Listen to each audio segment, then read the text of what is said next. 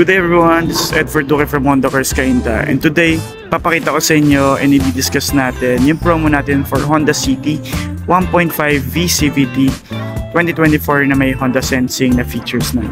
So ito yung Honda City natin. So itong kulay na to is yung Obsidian Blue Pearl, which is ito yung pinaka-bagong kulay. Pansinin nyo, ito yung pinaka-bagong kulay ng Honda City. May pagkaano siya, dark blue, tapos may touch siya ng pearl. So pag napansin nyo siya sa personal, medyo nag-ano siya, nag-iiba-iba yung kulay niya. Medyo may time na nag-yellowish siya, and may time na parang parang super dark blue siya. So like tingnan nyo dito yung sa side na yan, medyo nagda-dark. May mga shade siya na nag-iiba-iba.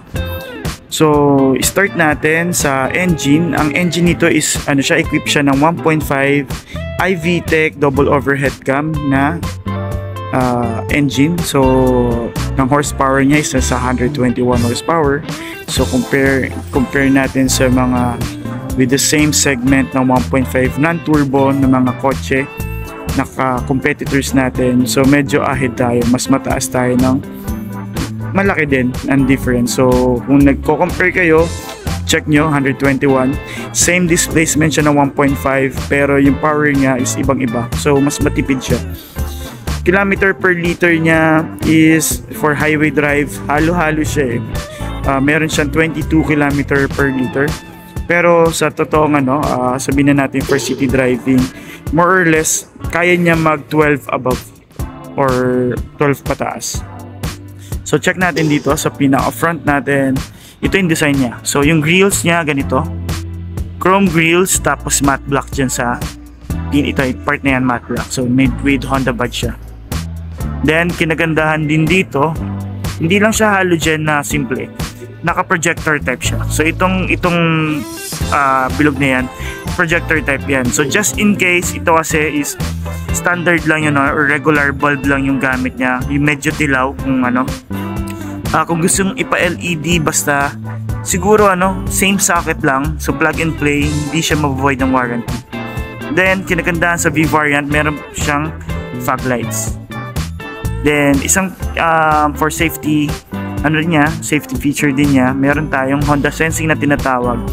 Pagdating dito sa headlight natin, it's not an ordinary headlight. Meron tayong tinatawag na auto high beam and low beam. So pag may nakasalubong kayo naka high beam, magka high beam siyang kusa without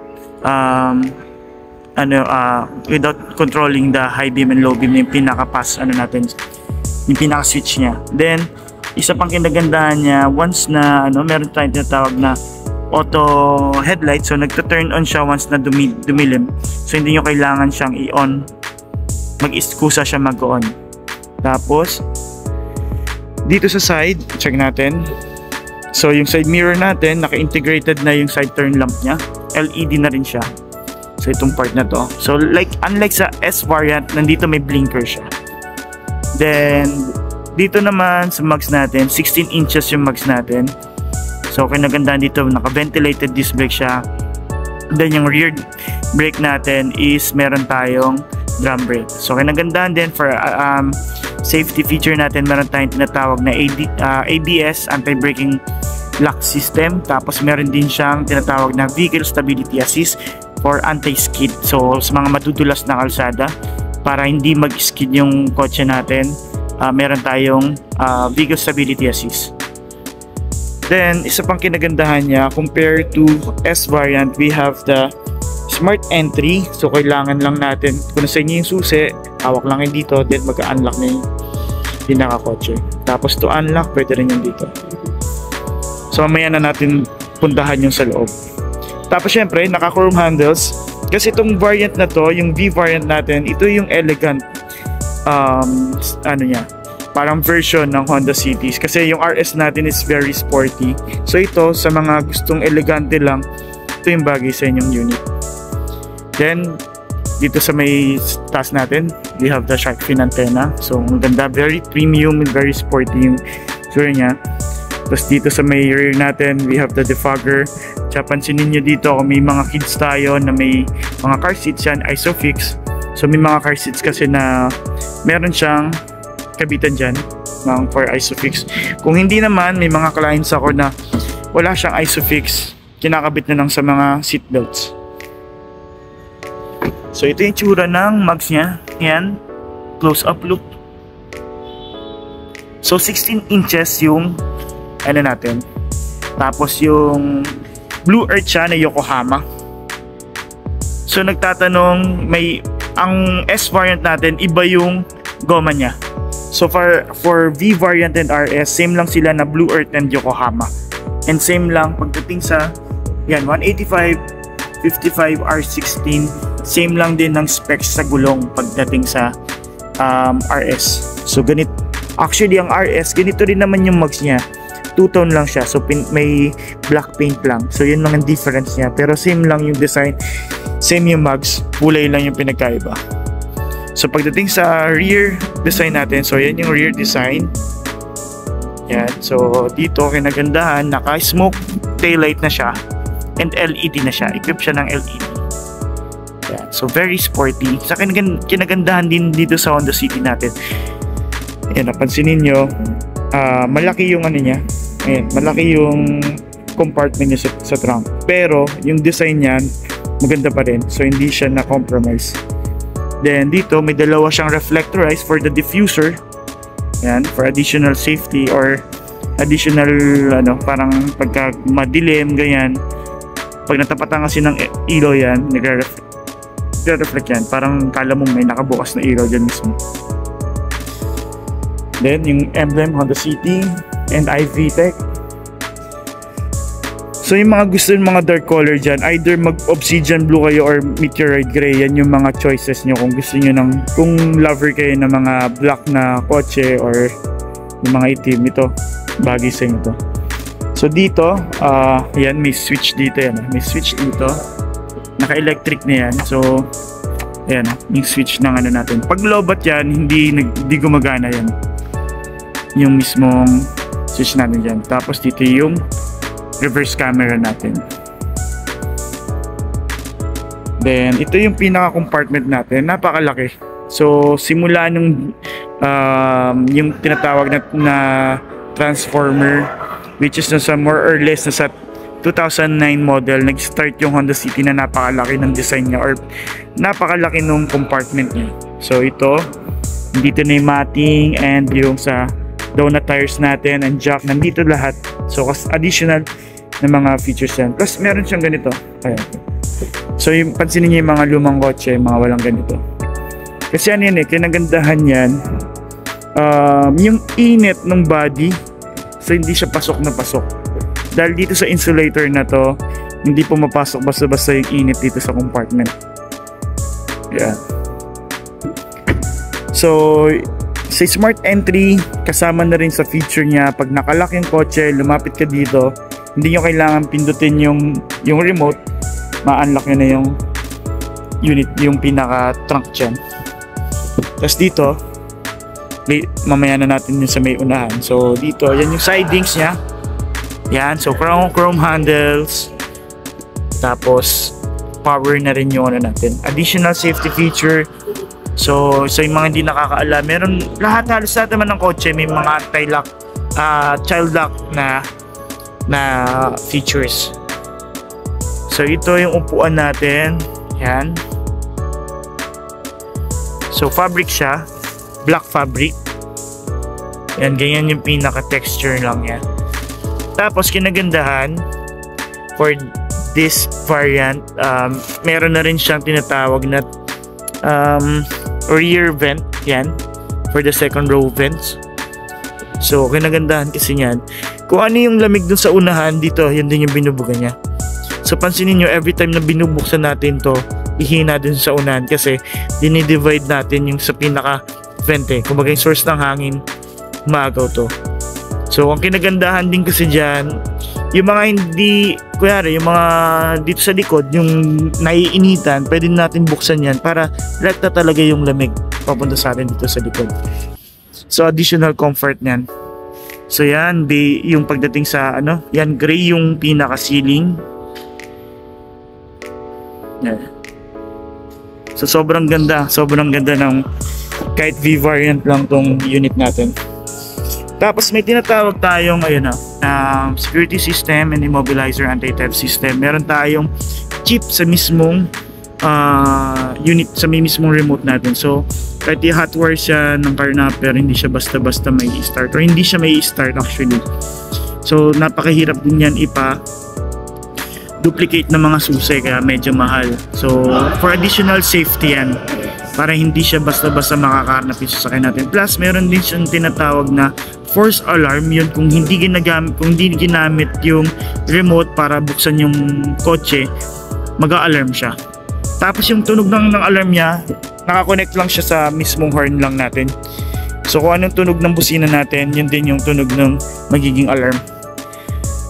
So dito sa sides, yun din, chrome handles.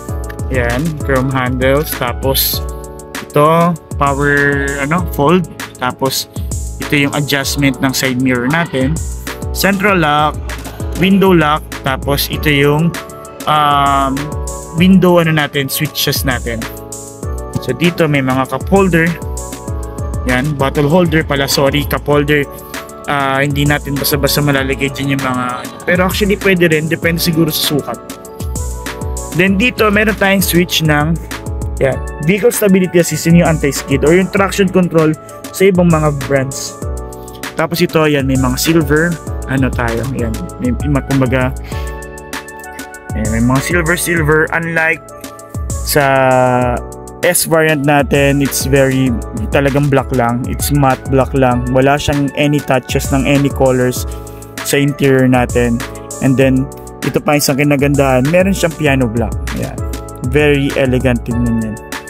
Tapos dito, yan, may mga vanity mirror, unlike sa S variant wala. So pagdating sa RS, black yung ceiling natin. So ito, map light, check, okay. So standard lang, bulb lang, so hindi LED. Dito is wala siyang vanity mirror sa visor. So ito yung Honda Sensing na sensor natin. So guys, in case na interested kayo na malaman yung about sa Honda Sensing natin, dito sa sa every visit yung YouTube channel ko and ma-check nyo sa every releases ko, na-explain ko yung mga basta kumbaga yung feature, meron na Honda Sensing na ini-explain natin doon kung ano yung mga function ng Honda Sensing. So normally yung mga Honda City, halos lahat kasi ng lahat ng variant natin ng Honda City is equipped ng Honda Sensing. So pagka chinek nyo yung mga Honda BRV natin, like yung S, V variant, hindi pa sila equipped ng Honda Sensing. So kung interested kayo sa Honda Sensing, check nyo sa mga releases. Normally ko dun dinidemo ko dun yung mga Honda Sensing natin na features. So balik tayo dito guys. Dito is yung switches, or ito yung pinaka adjustment ng lights ng panels natin. So kung gusto nyo medyo mas madilim, i-adjust nyo lang dun. So may plus and minus lang dun na sign, yan. So kung gusto nyo mas madilim. And then dito, for yung switches, may auto kasi siya. Auto, it means like yung auto headlight natin na connected to Honda Sensing. We have the auto headlight and kung auto high beam and low beam hindi siya equipped.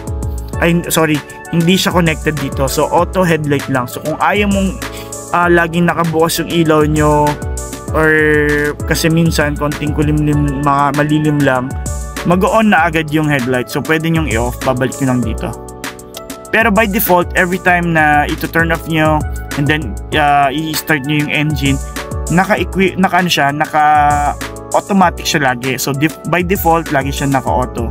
So every time na magdadrive kayo and ayaw nyo lagi naka-on yung headlights nyo, kung gusto nyo, kunyari yung minsan yung iba gusto tipirin yung sa bulb nila, syempre may hours lang kasi yung paggamit ng bulb para hindi agad-agad siya mapundi, pwede nyo i-off. So nasa sa inyo na yan. Tapos ito, fog light switch natin, ayan. Tapos ito yung left and right, din yung sa may signal lights natin. So isang kinagandahan is naka-genuine leather tayo ng steering natin. So unlike to S variant, yung S variant natin urethane siya, material siya. So ito is leather talaga. Yan. So kinagandahan din dito sa Honda Sensing, kung panay kasi ang Honda City kasi talaga, kaya lagi ko nababanggit yung Honda Sensing is sobrang ganda ng Honda Sensing. Compare natin to other brands kasi sobrang pinagmamalaki natin yung Honda Sensing. Kasi sa lahat ng variant ng Honda City, meron tayong equipped na Honda Sensing. Napaka ganda, sobrang dami na pwedeng paggamitan ng Honda Sensing.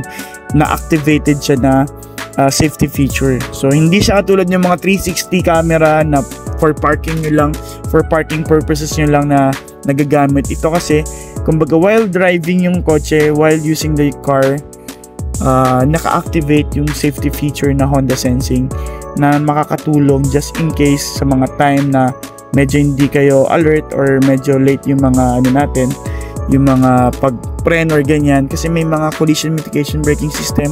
That's one feature ng Honda Sensing. Nagpe-preno siya mag-isa basta madetect niya yung object na palapit tayo. So for example, huminto emergency stop yung nag-brake yung sa unahan natin, automatically magpe-preno siya without pressing the brake pedal. So mag-isa siya magpe-preno. Tapos meron din siyang tinatawag na adaptive cruise control sa mga dating or lumang kotse. May mga cruise control kasi dati. Yan yung hindi ka natatapak ng gasolina.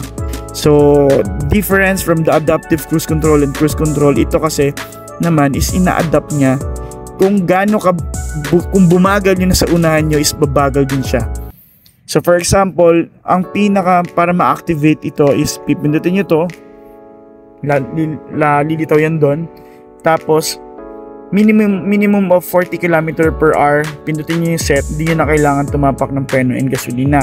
So kung magsaset kayo, for example 100 km/h, set nyo, then di nyo na kailangan tumapak ng gasolina and preno.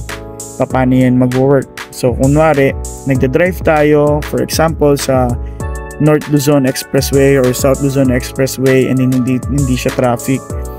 Kumbaga while driving biglang huminto or nag-slow down yun na sa unahan ninyo, mag-slow down din by itself yung Honda City dahil sa Honda Sensing natin and adaptive cruise control na feature.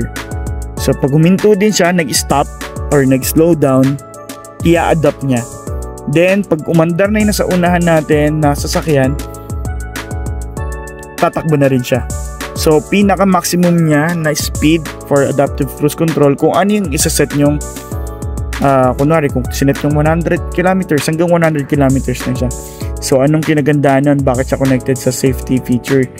So kunwari yung syempre normally sa expressway 100 km/h lang naman talaga yung maximum speed natin doon.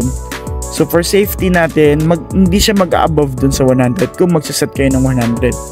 Tapos kinagandahan din doon, kung just in case ng emergency nag-stop yung nasa unahan ninyo, kasi di ba may mga minsan nagkakaroon ng karambola, mag-isa siya nag-i-stop. Basta masense niya na may huminto or object na nag-stop doon, papreno din siya.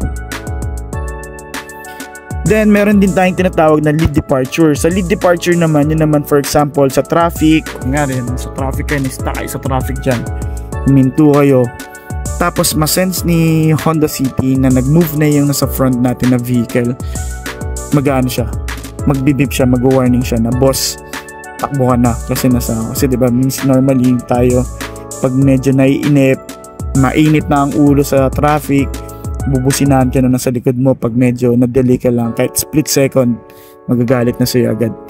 So yun, maiiwasan yun dyan. Tapos, meron tayong lane watch din. So yun yung mga magagandang features natin na wala sa mga competitors natin dito sa compare sa Honda City.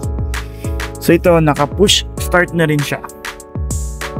Tapos ito yung pinaka-gauge niya. Sorry guys, medyo gabi na ka. Pansin niyo, wala na akong susi dito. So, paki-check na lang kung gusto niyo makita yung pinaka-gauge niya. May mga ano tayo, may mga releases tayo ng CTV or CTRS. Makikita niyo yung mga gauges. So dito, kinagandaan nito, audio controls natin and yung mga sa information sa TFT natin dito, yan makikita nyo. And then dito is yung Bluetooth hands-free. So for example, may tumawag sa inyo na connected na through Bluetooth yung cellphone nyo sa unit. Dito lang, pindot lang kayo dito. Sa Siri, yan, ano din siya, yung mga voice command ng mga phones natin, ano natin siya. So yan yung mga stitches niya, black pala. So may ko lang pansin. Kasi sa Honda CTRS natin is red siya. Tapos sa pedals, ganito lang, ordinary pet, kumaga may rubberized lang siya. Kasi ang Honda CTRS natin, naka RS pedal siya. So dito, adaptive cruise control yan. So yun yung kin-explain ko kanina sa inyo na hindi nyo na kailangan tumapak ng gasolina. Meron din palang sir, meron din dito sa Honda City natin na lane assist. Tapos ito yung sa distance.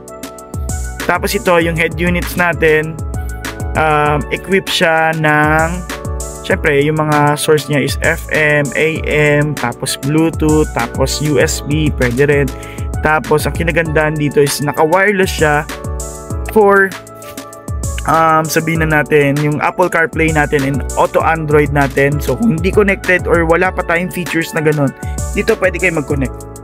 Yan, yung phone natin. So dapat mga original yung mga cable nyo. Pero kung ano na, kung equip na yung ano nyo, kung may feature na yung phone nyo ng Apple CarPlay and Auto Android, hindi nyo na kailangan ng cord, wireless na siya. So mako-connect na. So lahat naman ng mga phones ngayon may mga ganun na. Kung naka-Android kayo, Android Auto. Tapos lalabas dyan, nagmi-mirroring dyan kung ano mga kailangan natin. And for safety natin, limited lang na mga applications yung lalabas dyan. So hindi lahat ng mga applications nyo lalabas dyan. So yung mga kailangan na yun, like yung mga Google Maps, Waze, may mga Viber. Yung Viber naman kasi pwede kang hands-free or katabi nyo yung nasa passenger, pwede mag-text dyan kung kailangan. So dito may mga knob tayo, may max cool tayo. Ito kasi ang kinagandahan. For example, masyadong mainit yung nakapag-park kayo sa open area, masyadong mainit yung cabin, pindutin nyo lang yung max cool na yan, nakatodo yung aircon na yan. Tapos pag pinindot nyo ulit, kung ano yung sinet nyo, normal temp nyo, magbabalik siya. Auto climate, si Honda City na yung bahala. So sa una, pag sakay mo dito, totodo niyan lahat kung mainit. Pag lumamig na, bababa na yan. Tapos front vent natin, rear defogger natin. Dito naman yung mga source kung gusto nyo sa front vent, dito lang or sa ilalim. Then dito mo may dilipat yan. Air circulator, yan yung kumaamoy nyo yun sa labas. So sa NCR or dito tayo sa city lang, maganda lagi naka-on lang to.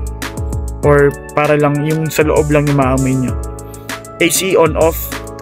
Tapos dito yung knob ng sa fan and turn on off na mismong buong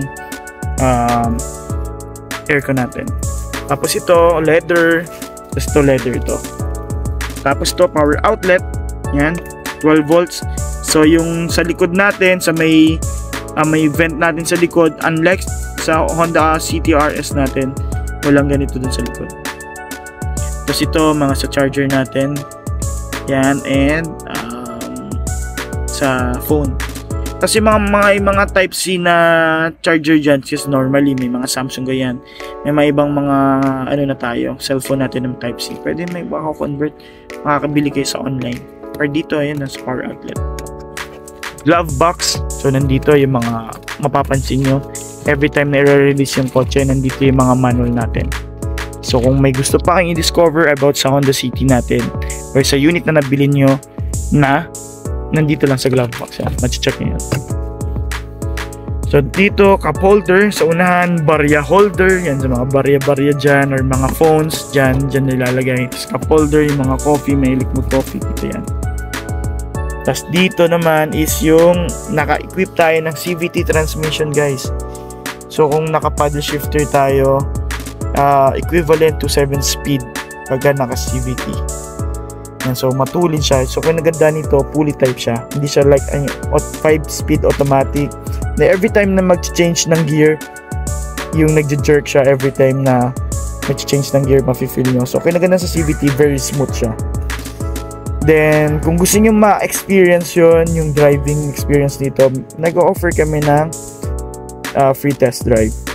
So pwede nyo akong kontakin, tapos schedule natin kung gusto nyo ma-experience yung Honda City natin, ano na yung CVT na sinasabi ko. Kasi napakahirap nun ano yun i-explain eh. So magandang ma-experience nyo. Kung nagda-drive kayo ngayon ng mga 4 speed, 5 speed automatic, so napakalayo ng ano, mapapansin nyo agad. Kasi yung mga ganong traditional transmission, every time na nag-reach ka ng 2,000, 2,500, mag-change gear, bababa yun, tapos aangat ulit yung RPM. So ito wala nang ganun. So may icon button tayo for additional tipid ng ano, for fuel efficiency. May icon button tayo. So dito nag-work siya, kinokontrol niya yung drive-by-wire natin, yung sa makina. Yun, and yung sa aircon natin. Yan, dyan pumapasok yung icon button natin. Tapos yung mga modes natin, gutom na yata ako. Park, reverse, neutral, drive, and sport mode.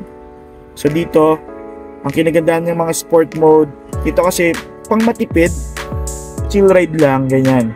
Yung S mode kasi, yung pinakamaganda dito, yung mga uphill, downhill, kasi may mga engine brake yan, dito nagpumapasok. Kasi mas babad yung S mode sa sport mode sa high RPM.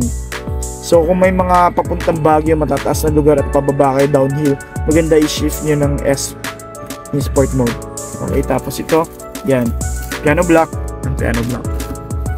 handbrake natin, tapos phone holders, yan, or card holders, yan, pwede yan. Armrest, so kinagandahan sa V variant natin, yung S variant walang ganito, walang ano, so yan, basta naka-plastic pa. Yan. So pag nag-release tayo, lagi natin tinatanong kung gusto yung ano. So additional, and then sa safety, syempre SRS or yung airbags natin, front, passenger, and driver side, and side airbags naman is dito, passenger seats saka yung driver seats. So hindi tayo nagbibigay yan, kung mapapansin nyo sa mga releases natin, hindi tayo nagbibigay ng mga seat cover, car cover, instead yung binibigay natin. Why? Kasi hindi siya advisable sa mga may side airbags na lagyan ng mga seat cover, kasi more or less pwedeng hindi mag-inflate, or baka mamaya sa likod yung mag-inflate yung airbag. So maghahanap ng ibang way yung airbag para mag-inflate. So ito kasi yan, ayan na. Dito sa side na yan, pumuputok yan pagka may side collision tayo. So yun guys, pagdating sa promo ng Honda CT-V natin, sa Honda CT-V natin, hindi na ako nagbibigay ng 50, kasi based on 15%, zero down talaga tayo. Meron tayong zero down, pero meron tayong 20% kasi na promo. For 20% for this month, for example, for the month of March, if ever na-approve kayo sa ibang brands ng 20%, we can offer you the 8,000 down payment. All-in package siya within the metro.